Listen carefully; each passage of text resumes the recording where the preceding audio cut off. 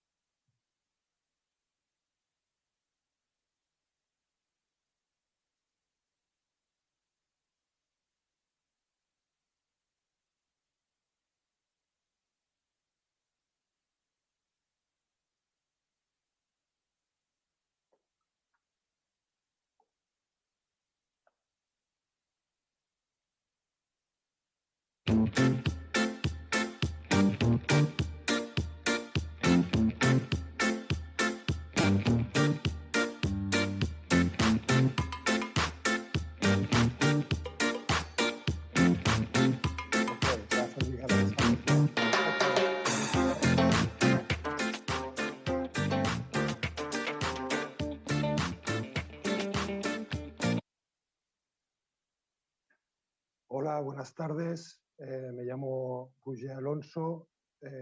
Hello, good afternoon. I'm Roger Alonso. I work at the International Federation of the Red Cross and the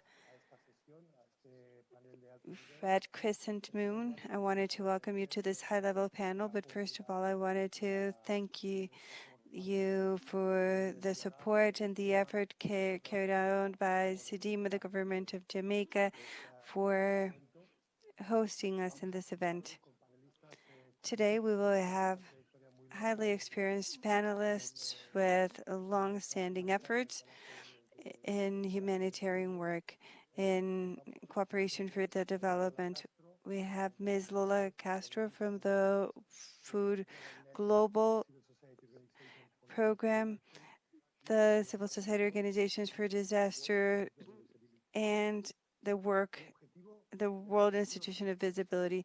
The purpose of this session is to discuss about the importance of having social protection mechanisms that are inclusive in order to strengthen community resilience. disaster risk management and governance, particularly in complex contexts where communities are affected due to the composite effect of several events taking place at the same time. According to recent figures, and at ECLAC, the region of the Americas and the Caribbean have been more strongly affected worldwide regarding reduction of economic production. The expectation is that recovery will be slower in years to come. The countries who are already fighting against prolonged social and economic issues and climate constraints and high levels of poverty, the expectation is to have improved economic impairment. 12 to 16 years of backwardness in the region in the fight against the poverty. 23.7% is the figure of poverty that will reach Latin America and the Caribbean, and extreme poverty, 12.5%, similar percentages to those we had in the past, such as 2000 or 2008. Just like we see with food security, women are those with the highest prevalence of poverty. We see a type of inequality that 17.4% of the population were hungry, according to the FAO predictions, but the figure will reach 69 million in 2030. It's a huge increase without considering the direct impact of COVID-19, where I insist that there's full imbalance because women suffer even more. In the region, the impact of social economical crisis due to COVID are bringing down any gains reached in past decades. For the future generations, there's worsening of social and economic welfare in ways that we have not yet fully understood throughout the different sectors, especially related to health, food security, education, as well as loss of employment, finance, tourism, just to mention some of the most relevant. This phenomenon becomes even worse due to the composite effect of climate change and the disasters that are all simultaneous. Last year, we had a clear example with the arrival of hurricanes Eta and Iota by the end of the year, with high impact on many of the region's countries, with more impact on Guatemala and Honduras, but it reached many other countries. The definition of social protection mechanisms vary from one source to the other, but the final objective is always the same: to have policies, instruments, and programs that will protect the people who are more vulnerable from the impact of crisis and shocks. To have social protection systems that are well established is an affair of human rights that aims to promote the right to well-being, life, and livelihood of people. As humanitarian organizations that many times act whenever there's a gap or an absence of protection systems, we advocate to establish social protection mechanisms that are inclusive, to reduce poverty and to improve people's well-beings by reducing vulnerability and the capacity of resilience throughout the communities. We have seen responses to the COVID-19 pandemic, but because the countries have established different social protection measures to palliate, in several cases, even partially, the effects of the crisis.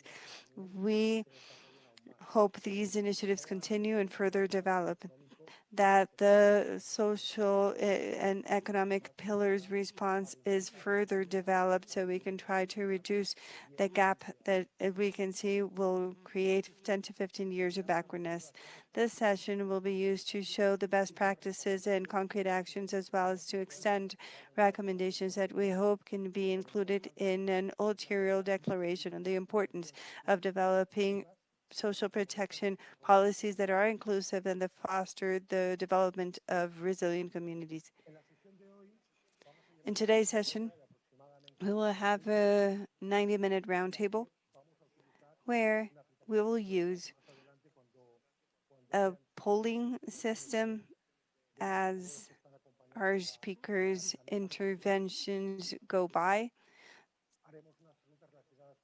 We will pose questions about the speaker's interventions, and this is how we will engage. Later on, I will explain more about the app. you'll see that we will have interconnectivity between Zoom and a certain delay. So please take a look at that. Be aware of that, and you will not see the results immediately. At the end of the session, the panelists will set out 2 recommendations, each one of them to promote further synergies between the social protection policies and disaster risk reduction in the post-COVID world, where the PR21 participants will vote on what they believe are the most relevant recommendations. The final is be presented in further sessions, and they will be part of the results documentations of this event. Without further ado, I will now present you to the first speaker, Ms. Maria Dolores Castro Benitez, Lola Castro. Lola is the Regional Director for Latin America and the Caribbean of the World Food Program.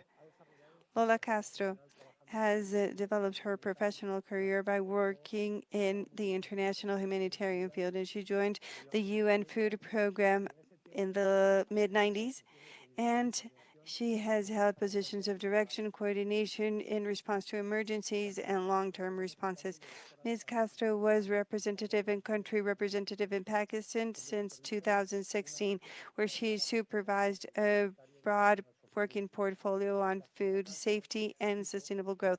Ms. Castro and her team worked in tight collaboration with the Pakistani government to promote the local acquisition and sustainable purchase of food, as to strengthen the preparation through capacity development between authorities in disaster management throughout Pakistan at all levels, federal, provincial, and district, alongside with the construction of a national network of logistic facilities and humanitarian response facilities. In her time as country representative in Mozambique, she was a supervisor of the United Nations Development Program, and she worked with the country. She also worked in tight cooperation with the Mozambican government in developing strategies for resilience to improve early warning systems and response mechanisms as well, and the social and productive networks by using technologies that were still considered innovative, such as cash transfer. She also worked as representative and country representative in Georgia, Armenia, and she was responsible for the World Food Program in both countries, with focus on rehabilitation of rural infrastructure for sustainable food security, and in Georgia by addressing the needs stemmed from the drought in the south in 2018. Before joining the World Food Program, Ms. Castro worked in Malawi for UNHCR as a commercial advisor for the Spanish service in Romania. She is from the Canary Islands. She studied political science and international relations by the Complutense University of Madrid, and she works for the the Spanish Cooperation Agency for Madrid. Welcome, Ms. Lola. I would like to ask you a question. In your perspective, what are the practices, mechanisms, and most outstanding recommendations throughout the region to guarantee there's a synergy between policies and programs aimed at social protection and disaster risk reduction with a food security perspective? Thank you very much, Roger. So that I can give a little bit more strategic reply. Thank you very much for your presentation. Thank you for having the World Food Program today, represented by me as Regional Director in Latin America and the Caribbean. As you know, as World Food Program, we really our mandate is zero hunger and working with food security and nutrition in over 80 countries. And in Latin America and the Caribbean, we are in 13 countries. And what just very rapidly, some figures, some of them you have been quoting them already, Roger, but basically to say that really disaster risk are a major factor of hunger, of food insecurity and malnutrition in Latin America and the Caribbean. We basically have seen over the last 2 years a very alarming increase in the figures. And in the 13 countries where WFP works in the region, we have seen how severe food insecurity have multiplied by 4. from 3.5 million people severely food insecure in January 2020 to 12.3 million people in 2021. We are also seeing in the latest SOFI report that it will be issued very soon, how in 2020 we have 92.8 million people in conditions of food insecurity in our whole region, which is really very, very worrisome if we know that in 2019 we had only 27.5 million people in food insecurity. So really we have seen how the COVID-19 and the multiple shocks have accelerated a number of problems. And among them, one of the problems is the double burden of malnutrition. We know that the malnutrition and obesity are a huge problem. And in Central America, we have 50% of the adult women affected. And in South America, we have 60% of the adult women affected. And the most worrisome part here is that the countries, each one of the countries that we have analyzed loses between 2 to 16% of their annual GDP to that double burden of malnutrition. To make things in the sense of food insecurity and malnutrition more complicated, we are seeing in our region, we have the highest the highest in the world, we have the healthy diet in Latin America and Caribbean has the highest cost in the world. Let me just correct myself. It is $4 per person per day. And this means that, in fact, 104 million people a day in the region can go home and cannot eat a healthy diet. So this is to put a little bit the situation on food insecurity and nutrition. And with that, we also see in our region how you mentioned them, serious shocks and stressors come impacting the people food insecurity. And really, we really need adequate programs and policies to address these disasters and to address and enable a rapid and scale-up emergency response. That is what we mostly do with the governments in the region and the other actors. So to reply to your question, we see how in this region we have had a number and an increased number of social protection platforms that are a huge opportunity to really put the intersectorial approach and to reach zero hunger and malnutrition by 2030. We see some of these platforms that are short-lived. And we saw around 340 of these social protection schemes coming up during the COVID-19, and they reach around 326 million people, according to ECLAC. But we also know that they did not manage to fully contain the impact of poverty, and it's due to several challenges. The challenges of this platform are mostly coverage. They are not comprehensive neither, and they need to be adequate to the different needs and times. So let me just to focus on the reply to the question, which are some of the good practices we have seen over the last years of social protection systems that also link and provide resilience to the communities and diminish the effect of the shocks that we are seeing, the multiple shocks. One of them that we saw recently, very, very effective during the COVID-19, was the school feeding programs. In fact, the school meals. These were one of the first interventions that adapted to the crisis. I mean, when all the children had to go to school and to home and they could not go to school, etc., 21 countries in the region decided to use these national programs to ensure that the school children had access to a school meal, even during the closure of the schools, what provided a safety net to the family as well. And 17 of these countries also provided take-home rations, or some of them also decided to provide a voucher transfer or a cash transfer to the families. So by using these mixed approaches, they managed to maintain a healthy diet to these children that were now learning at home or were not learning, maybe depending on their ability to access the virtual platforms. So that's one of the good practices we have seen in the region over the last 2 years. Another good practice that we are seeing in the region is a number of community resilience programs.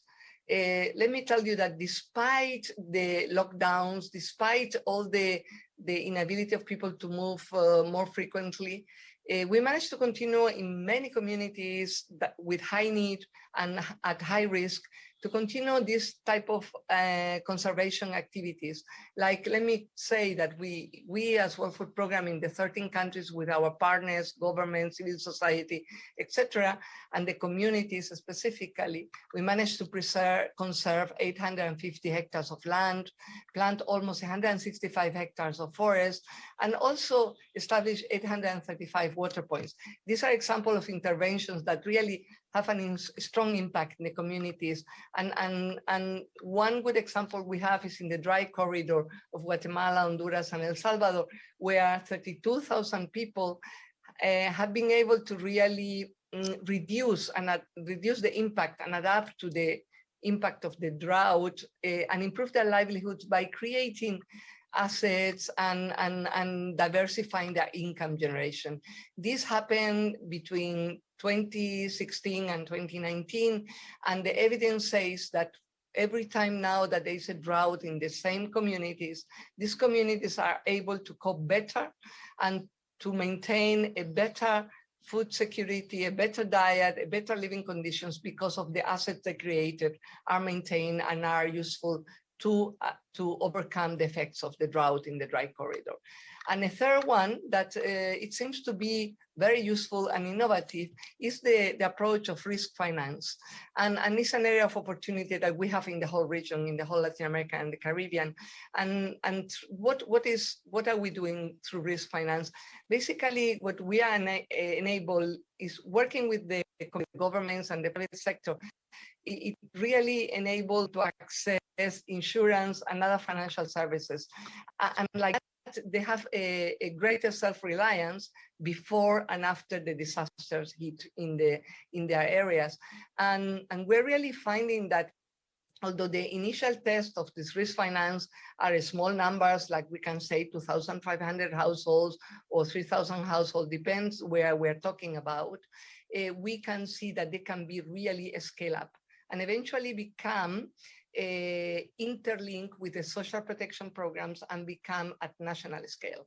And that's where we are looking for working more and with the governments and all the social protection platforms in the country. To give some examples, in 2021, we have started 3 microinsurance initiatives in Guatemala, El Salvador, and Nicaragua. And there is a plan to scale up rapidly together with the public and private sector. And there is high potential. Another good example is in Cuba, where we just completed the design of a preventative insurance approach that is linked with DRR. And it will be tested in 2022 and scale up if it works well. And then going to the Caribbean, to Barbados, our Barbados multi-country office, we have just begun a pilot with the government of the Commonwealth of Dominica. And this is quite innovative because it links the parametric insurance to social protection. And it basically involves topping up the insurance of the Caribbean Catastrophe Risk Insurance Facility, or CCRIF. And those are some examples where we do believe we can do much more, scale up and link social protection and disaster risk reduction. Let me leave it there. Lo dejo ahí. Muchas gracias, doña Lola. Thank you very much, Ms. Lola. This was very interesting. Let us move on now with Ms. Lisa Mariana Hernandez Betancourt's participation. Ms. Lisa is the regional leader for the Americas and the Caribbean of the Civil Society Global Network of Associations for Risk for Disaster Reduction, GMDR, according to the English acronym. Ms. Lisa is from Guatemala. She has a San Carlos de Guatemala University College degree and 2 PhDs in project development, political science, and community development, and she holds a master's degree on gender, sexuality, and public policy. She has worked for over 20 years in the field of health, public nutrition, and epidemiology with solid training in applied research on aging from the University of Tufts. Lisa was the Regional Director of Grant Acquisition and Management for Central America and Mexico at World Vision, working with international cooperation. It has extensive experience with bilateral and multilateral funds, as well as private foundations for Latin America. Currently, the regional leader for the global network of organizations of civil society for disaster reduction, with over 1,400 enrolled organizations. Ms. Lisa, welcome. Let me ask you the first question. From the civil society perspective, what are the key factors to achieve integration between social protection, the reduction of disaster risks, and community resilience? How can there be an integration? What are the factors to integrate those three elements with more productivity? Thank you, Roger, for this opportunity. I wish to thank the United Nations for giving me the opportunity to join this high-level panel.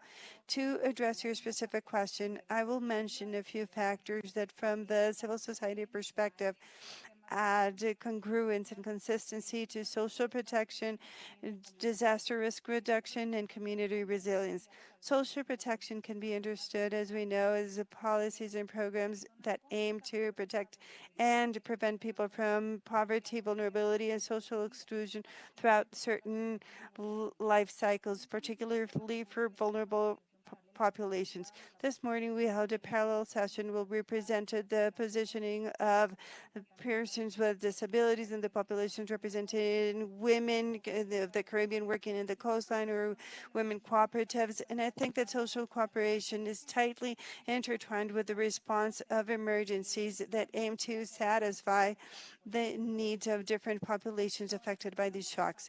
Now, when we speak about the key factors in terms of to provide integration to the three topics already mentioned, I will bring up the first, which is that mechanisms should use information created at the local level. This is where the localization concept that is basically part of the Sendai framework echoes humanitarian work, where localization means to lead from the civil society perspective. Hence, the social protection mechanisms must be informed from the perspective of those people who are affected, from the communities, considering a systemic approach that has more than one interrelated variable in the process of providing a response to include different variables that will influence the creation of community resilience. This is what I believe is one of the main factors I can mention. The second is aimed at using social protection systems to respond to an emergency, where you provide both government, humanitarian stakeholders, and risk management stakeholders so they can act as allies. So the second factor I would like to mention is joint effort with key actors, local governments, faith-based organizations that we know that in regions such as Central America and particularly in Latin America, faith-based organizations have a large power to convene people in civil society, and we have to face the inclusion of the most vulnerable communities representatives, because when we speak of inclusion, we're speaking of a type of intentional inclusion where the different sectors and victims are also represented, because victims are a major sector. The third factor I would like to bring up is that social protection mechanisms must be continuous and stable throughout a crisis, and they should be clearly conveyed to beneficiaries. Whenever you provide these services with regularity and in a way that they can be predictive, the potential is to increase resilience in the face of emergency at the household, in poor homes and homes without access. So in order to build community resilience that is aimed at sustainable risk reduction, we believe that the social protection mechanisms must be continuous and stable, where the rules are pretty clear in the criteria of applicability, and the beneficiaries can be eligible based on criteria and not due to friendship or proselytism. We know that in our particular region, Central America and Honduras, we're about entering an election process in November. one of the social protection mechanisms characteristics is that they may disrupt the sense of assistance, and they can be seen as with a purpose of proselytism, and we cannot allow for that.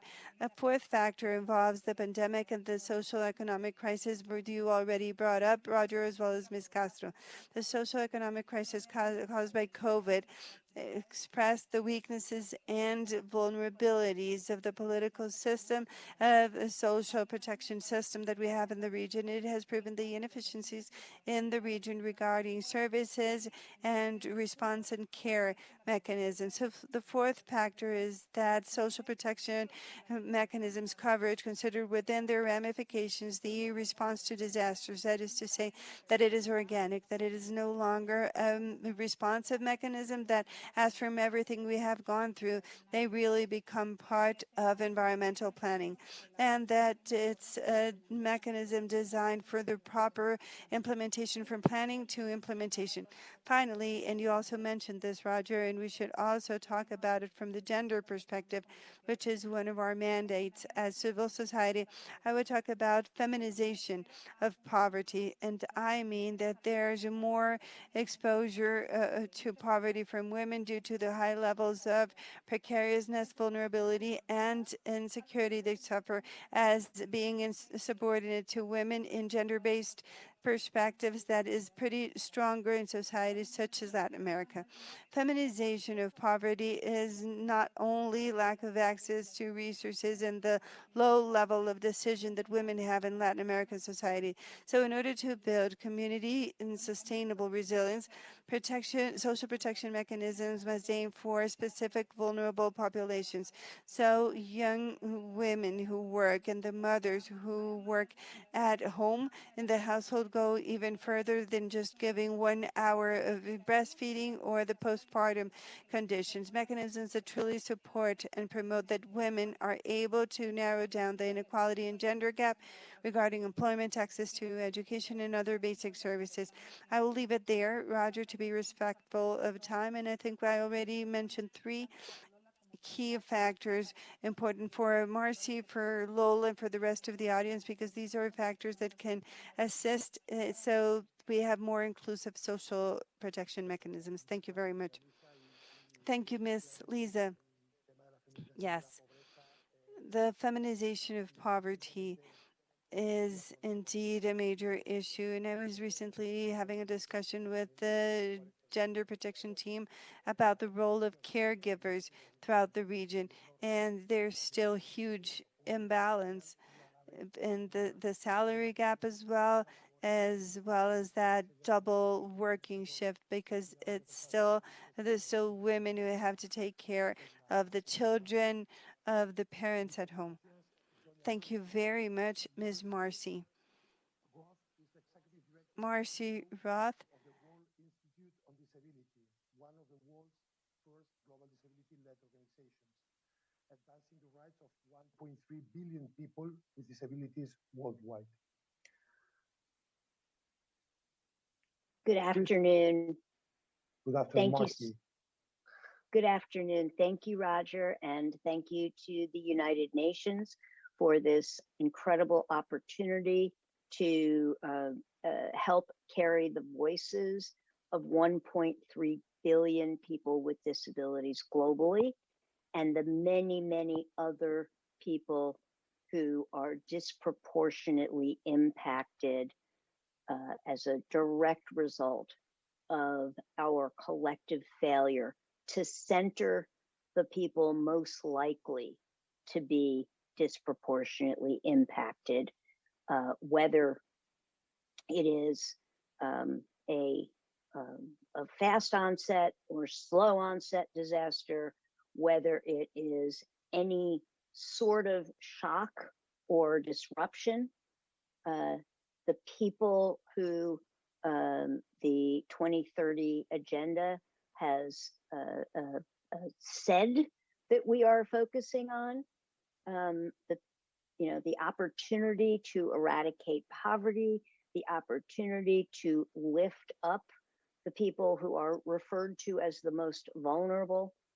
We have an incredible opportunity to rather than use those words, rather than speak to what our aspirations are.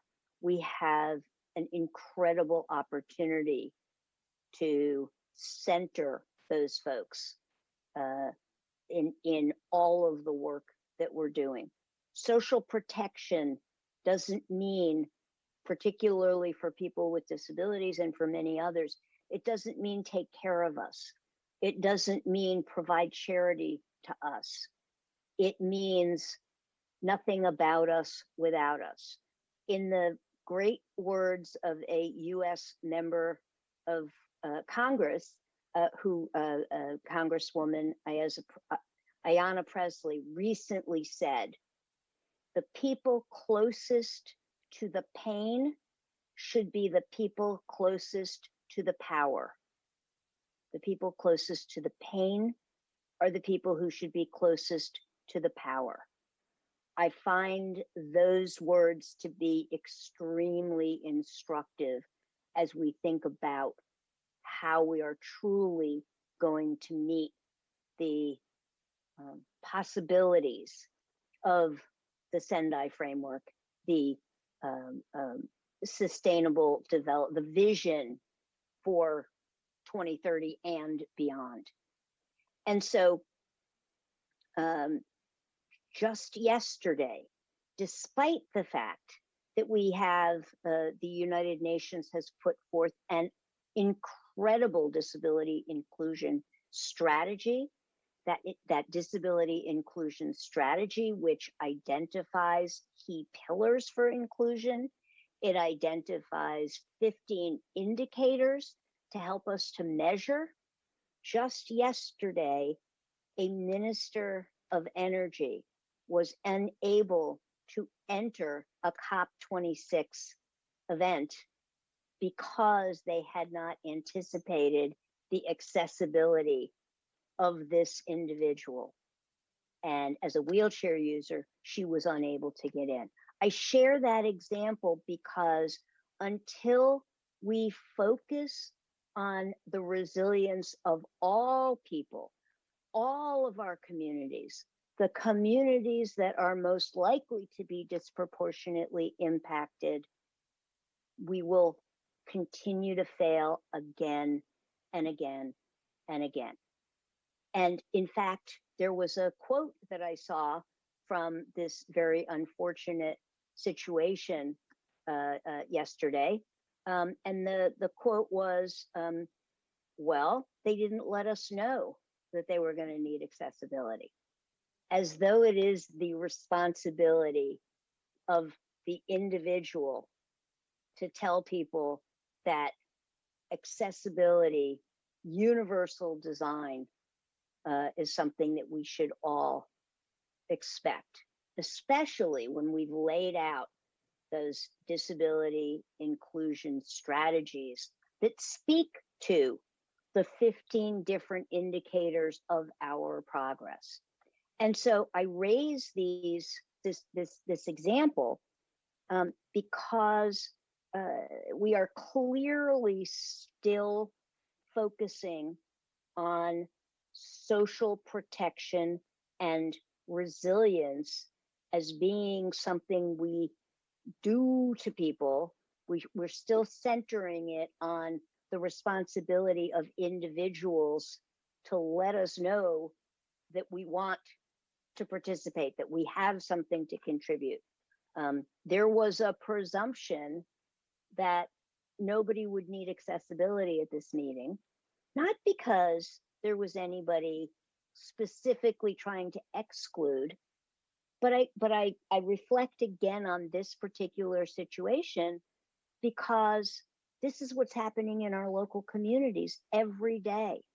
We are making the assumption that the people who are the poorest, we're making the assumption that women, we're making the assumption that children, we're making the assumption that older people, that people who have a variety of accommodation needs, we are making the assumption that we don't need to plan with them.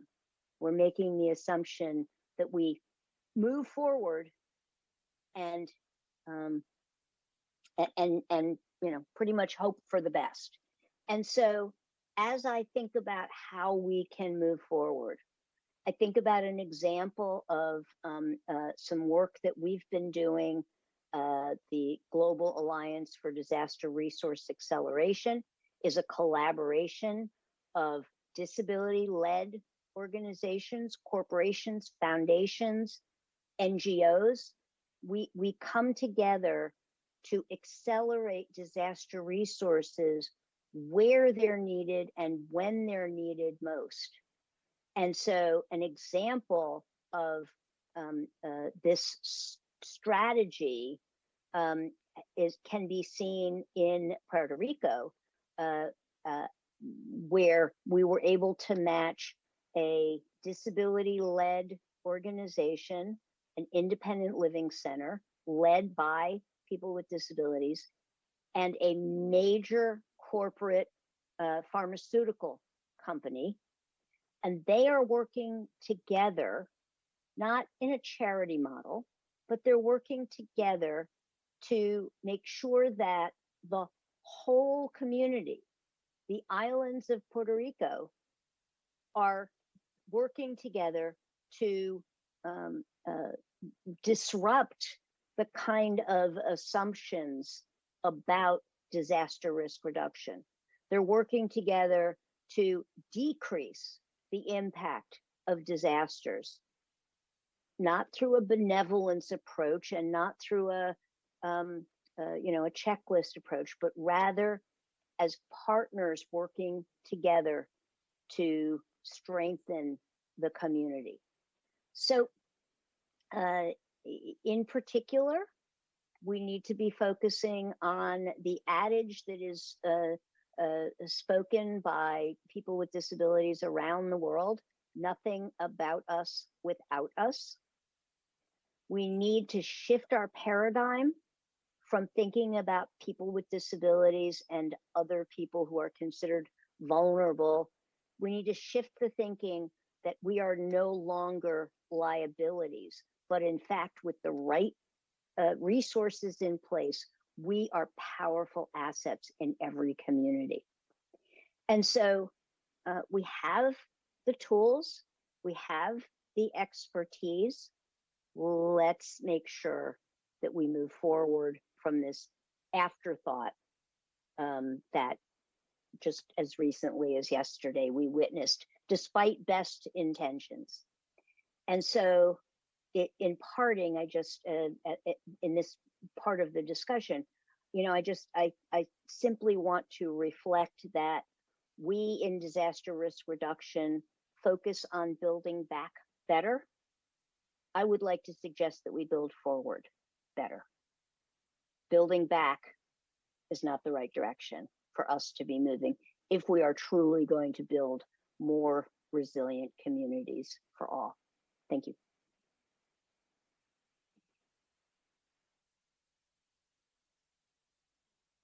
Thanks, Marcy. And yeah, really strong point on the passive exclusion when we are based on assumptions that we do not need to plan with the people who are the center and the focus of what we are going to be doing.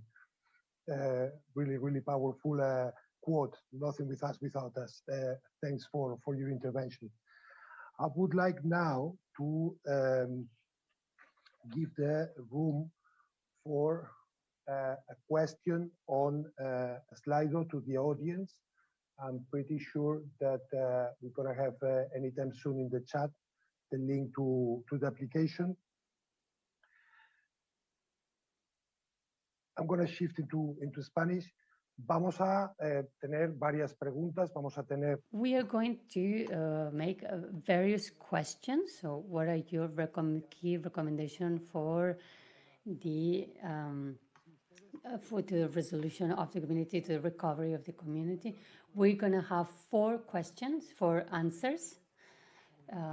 So, governmental or non-governmental, the decision making, the voluntary needs or the strengthening of public policies. You can choose any of them and maybe prioritize which are more important as recommendation as mechanisms of social inclusion. I'm not sure if we have already shared the link in the chat.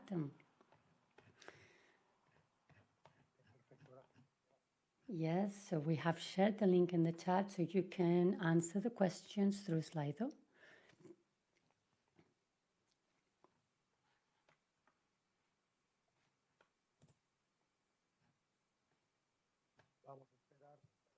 We're going to wait just a few more seconds so that everyone can vote and everyone can give their opinions. At the moment, sorry, there's a decalage between the image, but I think that the most articulation is the non-governmental organization. That's one of the key.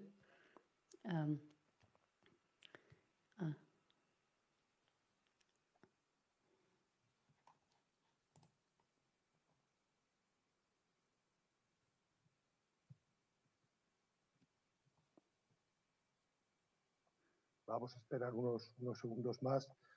We'll just wait a few more seconds.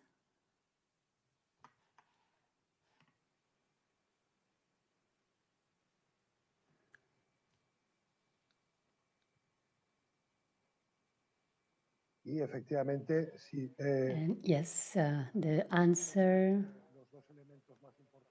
the two key elements are the articulation between government and non-government actors.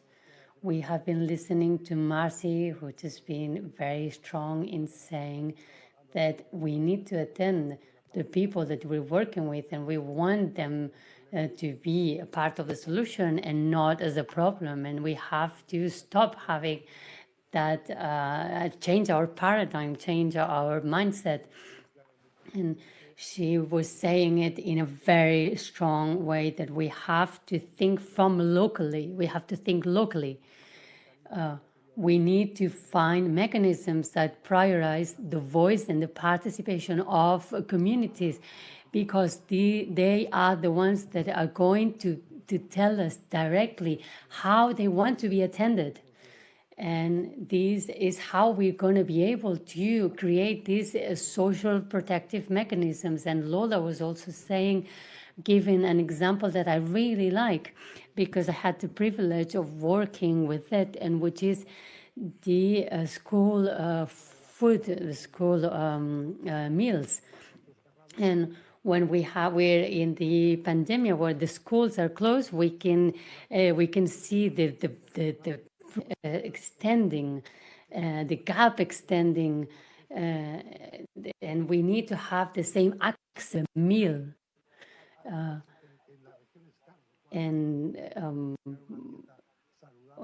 So too that in the region we have a healthy diet for everyone, and that's accessible to everyone.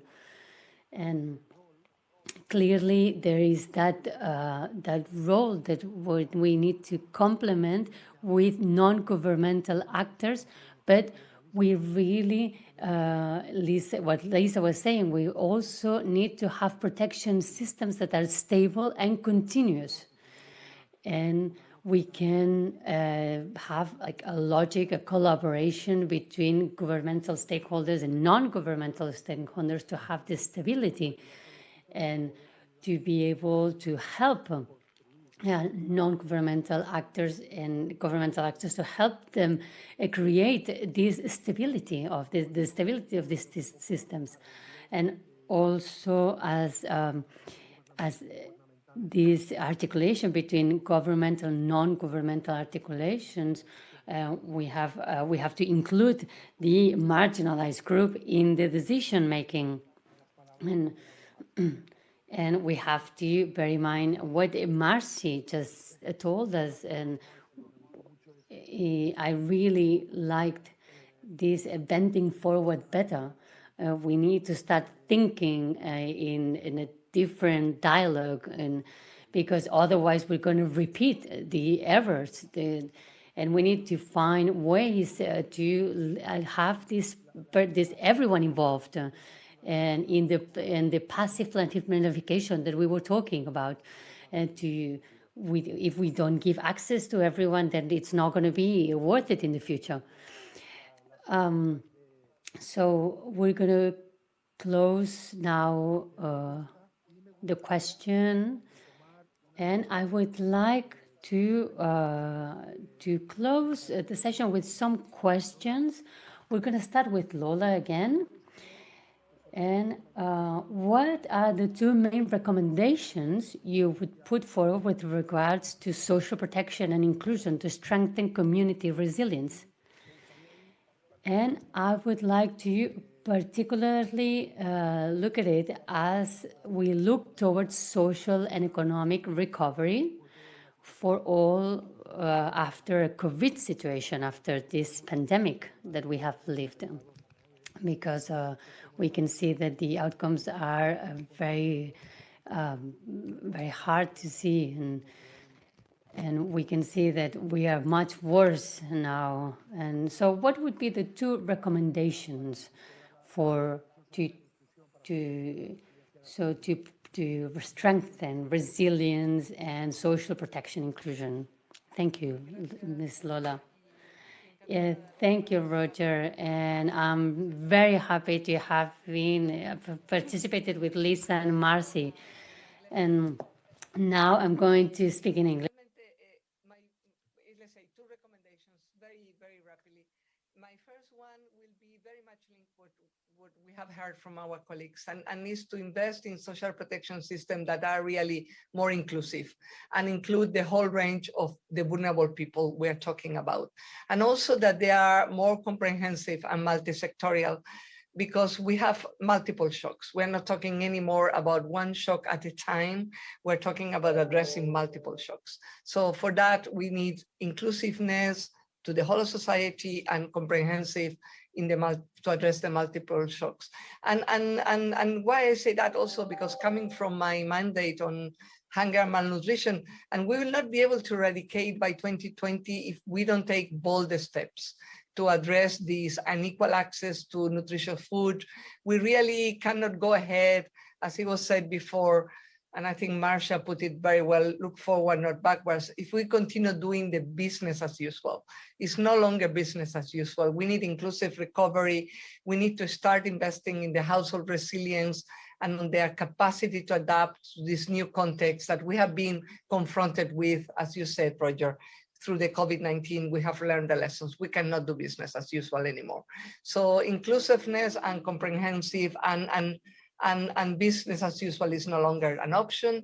And my second recommendation very rapidly will be that we really need to do much more system level investments. And this is because we have a growing number of large scale crises, and we are in a much more interconnected world, and we need this integrated approach, investing in resilient and short responsive social protection systems, and they need to be linked to both food systems and health systems. It's really critical. We just heard from the recent summit, Food System Summit, how the food system offers us an opportunity to improve a number of solutions along the value chain, and with a view to have a more equitable and nutritious food for all the population. And that's very critical. And then we also hear all the time how the health systems also can address some of the most direct problems related to malnutrition along the life cycle that we see from the conception to at least the 1,000 days or even longer. And on that one also, I think it's great that we are here, civil society, international federation, United Nations, governments, we are talking, and really we need to strive for much better collaboration and coordination among all of us, but also among different sectors. We cannot see the thing in silos anymore. We need to be doing inclusive social protection that takes DRM into account, health, education, and climate, and will bring all together through different synergies. And also the coordination, as I mentioned before, public and private actors, governments, private sector, and multilaterals, to really be able to achieve and scale up the programs and make more sustainable all these social protection systems and do more community resilience through them, as in fact Lisa said before. So let me leave it there, and really great discussion today, and hope this contributes. Thank you. Gracias, doña Lola. Sí, desde luego, para mí me siento muy humilde. Thank you, Lola. Yes, I feel very humble with the high stake level that we have here in the panel, and of course, business as usual is not a solution, and we need to focus on the health systems and food systems, and as you just have said, Lisa. Miss Lisa, I would like to ask you, how can we secure coherence between the different development agendas like SDGs, Sendai, and Paris, and the national and local strategies? It's something that we usually see in our organization, in the Federation, because how we harmonize these high-level policies with something more local in our societies from our volunteers. What's your point of view? How do you think we can harmonize those plans, those development plans and strategies in order to achieve both social inclusion and resilient communities, to have these high-level policies and the participation of the community in these big events? Yes, I think that when we see as the frameworks of reference, and it could be complicated because, for example, Sendai has 7 objectives, 4 priorities, and so we have lots of numbers, and in the SDGs there's 17, and the agreements in Paris also, they have lots of declarations that some of them talk about the community implementation, and some of them don't. But so we need to stop poverty, to eradicate poverty, and I think one of the solutions as organizations of the civil society, we need to find common denominators, so to have strategies that share the same goal. So we need a common goal and common cause, for example, to tackle the climate change in developing countries. So we need to see how to tackle systematically a problem, and also to have sustainable strategies in the communities that are affected. And also we see that each of these frameworks have systems, and this is where the communities need to be heard, and we need to have the voice of the communities. And we need, for example, the consultation of the Sendai framework, and we can present ourselves as the civil society organizations in a report that's going to be in a week, and to see how many of these initiatives can be implemented. For example, of those people who live near a volcano or near a river. And as civil societies, we don't have that. And the important thing is to talk about how this mechanism of social inclusion are really inclusive, as Lola was saying, and to contribute to strengthen resilient communities, and which is the responsibility of academia, governments, and also the organizations and civil society. We need to have also a place. We need to collaborate, and in order to have just investments, fair investments, to close the gaps, and to work with vulnerable society, as Marcia was saying, Yes, they're vulnerable, but that doesn't mean that they cannot be taken into account. They can be taken into account from planning and to have responses to risk. And it's with the same communities that contribute to these strategies in order to have sustainable strategies. And for example, also in post-COVID strategies, and as Lola was telling us, and we have seen in the fields how all these populations have been impacted. So I think collaboration is very important, and also to have a gender perspective and inclusion perspective, and also with those populations that we call vulnerable, but they have a lot of power and they have a very big voice. And this is where I'm going to end it here. Thank you very much, Lisa. Yes, I think we have very clear points of Liz to look for common denominators and that role that we have, governmental stakeholders and non-governmental stakeholders, to translate all these elements that we have in the frameworks, in global frameworks, in a language that allows us to work and that can be implemented locally as well. And it's also very interesting to see all this framework that we have the implementation at local levels and that we are taking them into account, and also the coordination. And there has to be a dialogue between all the parties, all the stakeholders, a constant dialogue, so that we are all in the same page, that we have the voice of those populations that are more vulnerable and that sometimes are forgotten. Miss Marcy.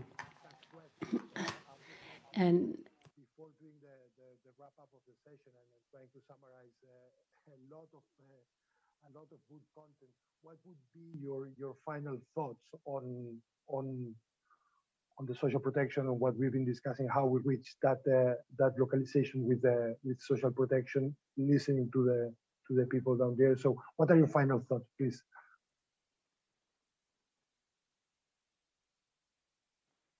I want to begin by saying how much I appreciate and respect the voices of Lola and Lisa and Roger and so many other people who've made the time to be with us today and to really think about these issues.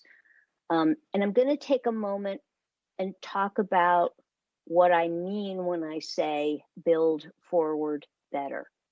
So when we think about disaster risk reduction,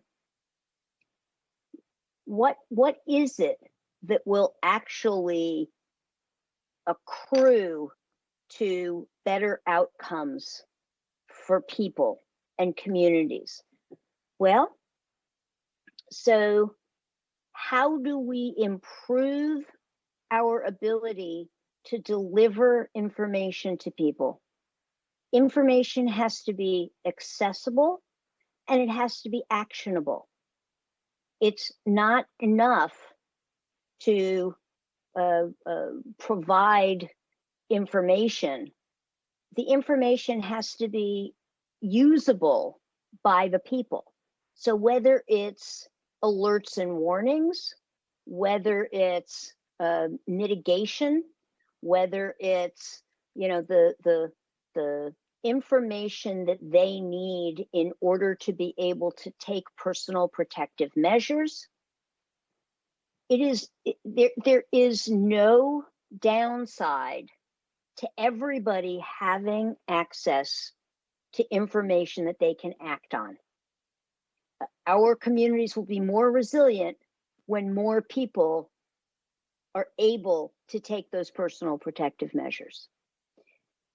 When it comes to evacuation, one of the challenges that I think we are really struggling with in this build back better is, for instance, we talk a lot about elevating, right, to protect our spaces against the inundation of water. But when we elevate, many people are not able to take advantage of that elevation. And so rather than solving a problem, we've actually created a new problem. And I'm not suggesting that I have all of the answers or that I know what those solutions are. But if we're going to build better, we need to figure out how we don't create unintended consequences. The hydrologic crises that we deal with on a daily basis across the globe, serious problems. I don't have to tell the folks who are here today, but we can't just simply lift everything up and let it go by underneath us. That leaves lots of people behind. When we're thinking about the challenges of migration, because of whether it's slow moving or fast moving disasters, we need to be thinking about what it's going to take for everybody to be able to migrate to a better circumstance. It should not be presumed that when people need to leave one area and move to another, that things are going to be worse. It should be presumed that this is an opportunity to make things better. This means more people having opportunities for education. This means more people having adequate housing and clean water and the hygiene, healthcare. If that were a standard that we wouldn't settle for any less than, we can make that happen. We spend an unbelievable amount of money before, during, and after disasters. And yet we don't spend that money with the absolute commitment that this is an opportunity to do things better. We do it as a, let's see how we can, get rid of the debris or clean up the mess. If we were to collectively commit that all money invested is invested to optimize the outcomes of the whole community, that's where we're going to build resilience. That's where we're going to build forward better. And I appreciate the opportunity to share my passion about these important opportunities. Thank you. Thanks, Marcy. And I like, you can raise your hand if you think I'm not describing it well, but I will try to summarize it with 3 sentences. No one left unsafe, so we secure the protection of everyone. No one left behind, so we treat everyone the same way. No one left out, and your example was like physically very clear on that sense, no? So to try to maintain those 3, no one left outside, no one left unsafe, no one left behind. And with that, we can really, it becomes hard. I really understand that it becomes hard sometimes to remind every single second, every single moment, everyone about those 3 sentences. And it looks very simple, it looks very straightforward, but thanks for your very strong message on that sense, because we really need to keep that in mind all the time, on all the actions we take, on all the activities, and all the planning, and all the evaluations, and all the things we do on a daily basis. I will try, and again, it's a privilege to be here among three women of your level and giving like really, really good inputs on the social protection way forward. I will do my best to summarize what we've been listening during the session, and the closing remarks would be trying to again go through your interventions for what I think it was more relevant, or for me it was more important to raise. Good practices from the region, from World Food Program. Disaster risk are major factors of hunger in Latin America and Caribbean. Just had the eruption of volcano in San Vincent earlier this year. We have hurricanes. We have a lot of crises. Also, as Marcy was mentioning, the movements of population. And we see a huge and a significant increase in figures on food insecurity compared to past years due to the multiple shocks, socioeconomic crisis generated by COVID-19. So right now, our region has the highest cost for a healthy and nutritious diet. That poses a challenge. Obviously, it requires a higher effort to reach that economic effort to reach that diet. New social protection platforms have been put together, and this is an important opportunity that unfortunately could be short despite its benefits. I mean, there's a lot, but still not enough. If they are not really strengthened, they need, and again, I'm linking to what Lisa was saying, sustainable social protection systems. They need to be adequate and expanded to meet the current population needs and times. And again, I mean, it was very clear, usually it's not a solution. We are not in what we were. We were not even before, but now it has been a quite big eye-opening that we cannot keep on going the same way. One of our interventions to be successfully adapted to the crisis were the school feeding programs. And again, loved that example because I've been doing that in my past, in my youth, and I think it's brilliant how such an important program can be easily and quickly adapted to a new reality. The community resilience programs that were developed despite the lockdowns and able to be preserved through community gardens, for example, that were maintained during the pandemic, adapted and became an option to diversify the livelihood source of the dry corridor. Another topic that I really liked was the risk finance, and more we talk about early action and forecasting and trying to handle the risks in a different way. And that's another option, that's another opportunity. Lola was very clear on that, by enabling these key stakeholders and communities to access financial services, to increase the self-reliance.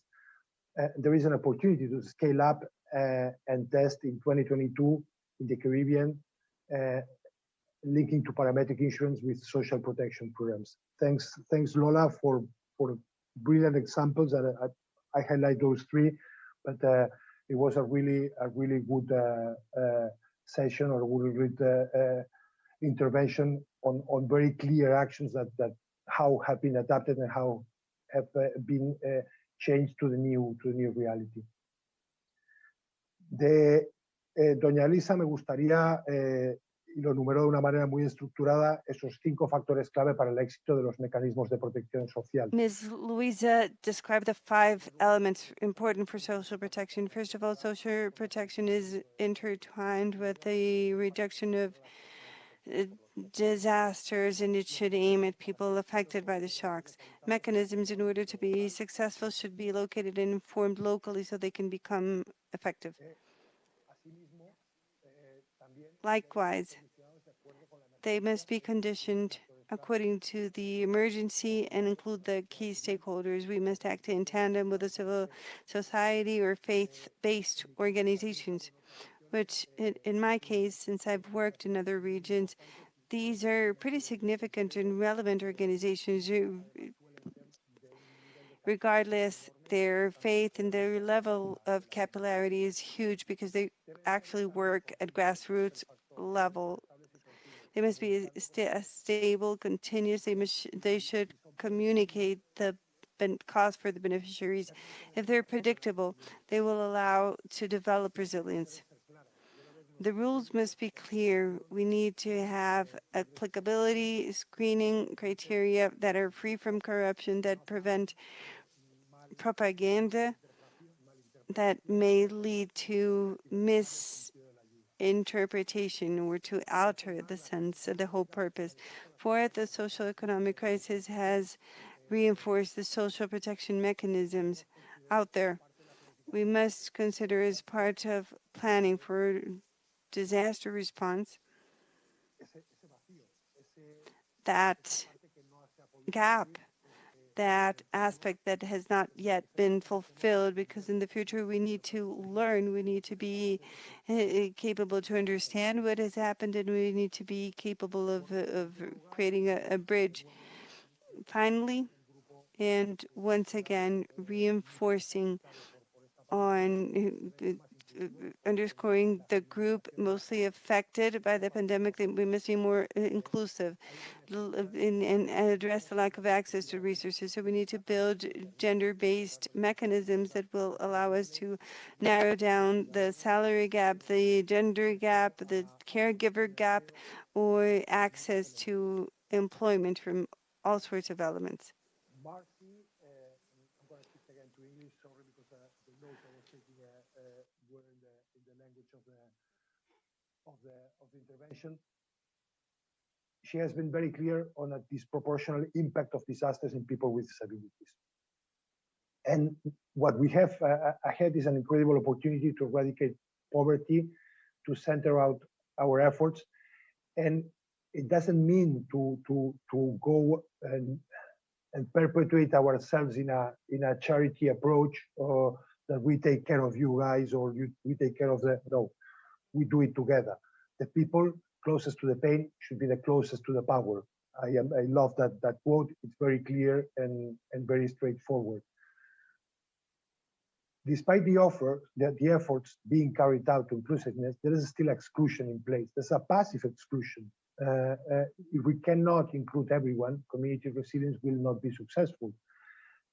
We need, it's a basic, it has to be the common denominators we were talking before, mentioned by Lisa. Everyone has to be included. If not, it's never going to work. An universal design cannot be accepted. And that's not what you should expect. We cannot wait for people to call upon it. We really need to generate and create the spaces where everyone can participate. We're still focusing on social protection and resilience, centering it on responsibility of individuals, or wanting us to participate instead of taking action and going to listen actively. The way they want to be listened. So we were talking about the way we listen to them, the way we take the messages, how we talk information, and what are the channels, what are the way we need to ask them questions. It's not probably going to be a question or a Kahoo where everyone. No, we need to really understand how we need to ask them, and how we really need to let them speak, to share and to reach that community resilience. I like a very clear example of innovative partnerships like the one established in Puerto Rico with a pharmaceutical company to ensure that the entire community are working together to disrupt assumptions of DRR. How they work together to strengthen the communities, in this case with the private sector, shifting the paradigm that disabled people are a liability. We have the tools to shift from an after thought to participant and stakeholders for DRR planning. So we really need to change and that paradigm, and we have the tools on our hands. We just really need to take it seriously. Recommendations from Doña Lola Castro: invest in inclusive social protection systems. more comprehensive to address multiple shocks. Take bolder steps to secure access for all. Business as usual is not longer an option. Do investments at system level. We need a more integrated approach to invest in resilience. We can no longer work in silos. Social protection that brings together climate, health, disaster management to achieve and scale up the programs in place. Doña Lisa, buscar los denominadores comunes de los marcos para operacionalizarlos. Llevar a cabo acciones que permitan lograr metas. Carry out actions that will help us attain common goals. Every actor plays a role in creating cooperation mechanisms to narrow down the gap so that with inclusion we can all engage in coordination with the communities to achieve the goals. Information must be accessible and usable to the people.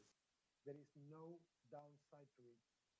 Resilience will increase when people are able to take protective measures, when they understand what are the protective measures they need to take on their terms, on their language. If we are to build better, we must ensure that these solutions don't increase or worsen current situation of the people. We must stop assuming that displacement is going to worsen current situations and appreciate it as an opportunity to do things better. No one left behind, no one left unsafe, no one left out. Thanks again to all of you for this lovely afternoon and the exchange of opinions and the good level of your interventions and clear messages to improve the social protection in our region. Thanks, everyone. Gracias, Roger. Thank you. Thank you Adiós. very much for the opportunity. Be safe and well. Muchas gracias por la oportunidad. Thank you.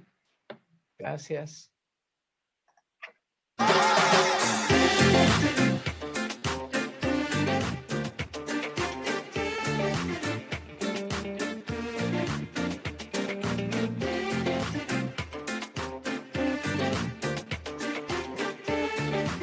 Thank you very much. Gracias, Roger. Ya nos encontramos un día. Adiós, Lisa. Mucho gusto, Marcy. Nice to meet you, Marcy.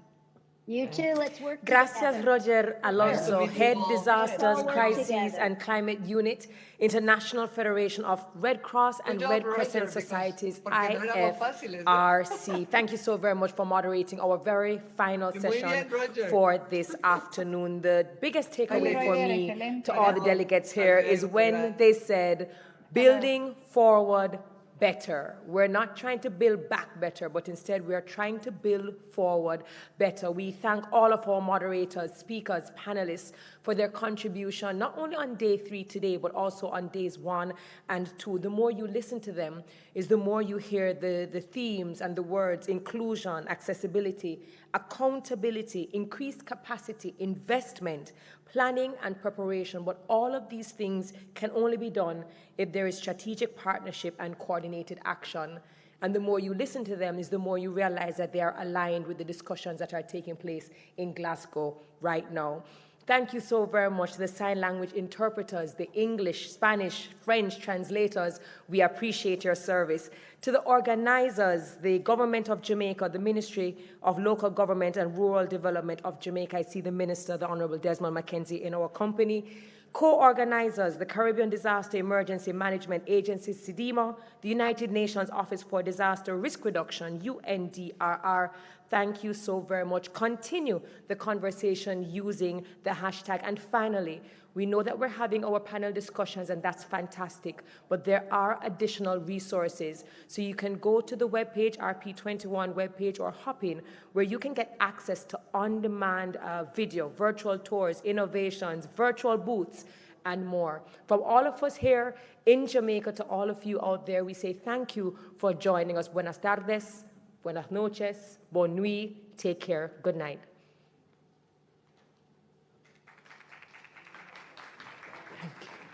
Thank you.